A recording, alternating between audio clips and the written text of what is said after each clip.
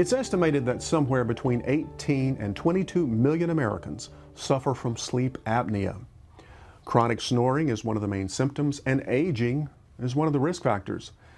If sleep apnea is left untreated, it can lead to potentially fatal consequences: high blood pressure, heart attacks, and strokes. Let's find out more about sleep apnea.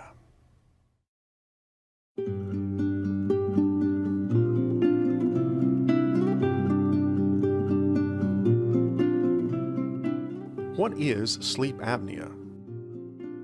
It is one of the forms of sleep disorder breathing where the airway collapses and no air is able to pass the obstruction that's created when the airway collapses when a person sleeps. What causes sleep apnea? What causes an airway to collapse is that as you get into deeper stages of sleep, you lose the muscle tone that supports the airway.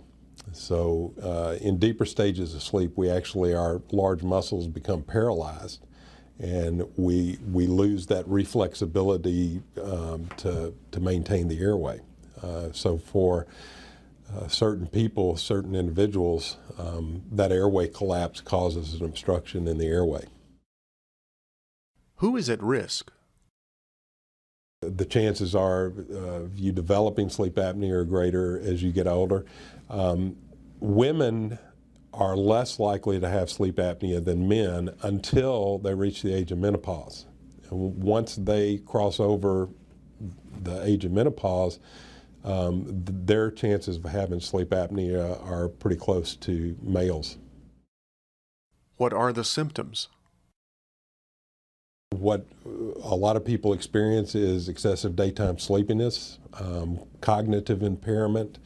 It puts patients at a much higher risk for cardiovascular events like cardiac arrest, sudden heart attack, puts them at a higher risk for stroke.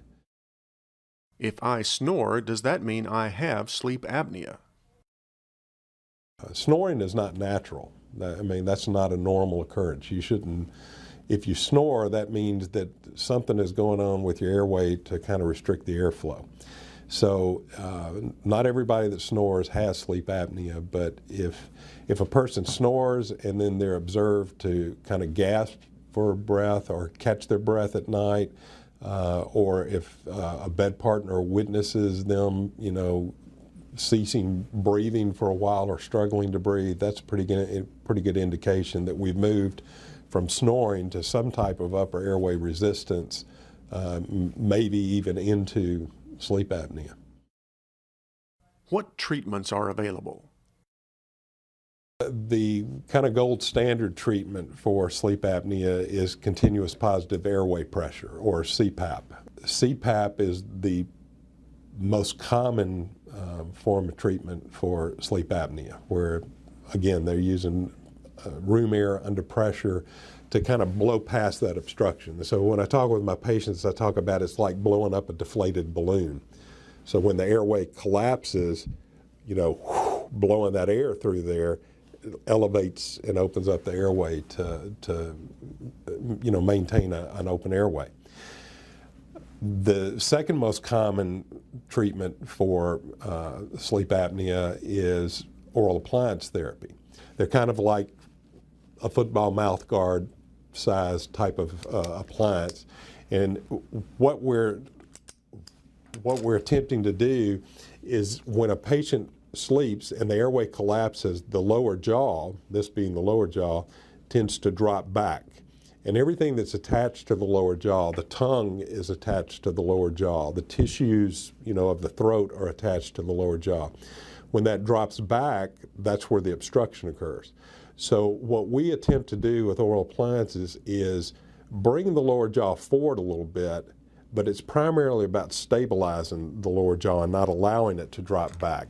So when we put the appliance in place, we have some mechanism that doesn't allow it to get back past the point where we initiate the treatment. So any appliance that we have that allows us to stabilize that lower jaw is how we maintain the airway.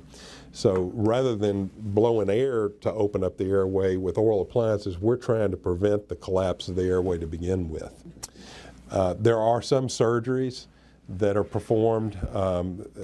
Surgeries are less effective for most patients. For more information about sleep apnea, go to the website of the American Sleep Apnea Association. Want more information about life after 50? Go online to watch more shows and find more resources. And send us your feedback and story ideas to besttimes@WKNO.org. That's all for this edition of The Best Times. Please join us next week for more stories about life after 50. Until then, I'm Chris Hardaway. Thanks for watching. Good night. Funding for The Best Times is provided by the Plow Foundation, striving to do the greatest good by helping the greatest number of people since 1964. Additional funding is provided by the members of WKNO. Thank you.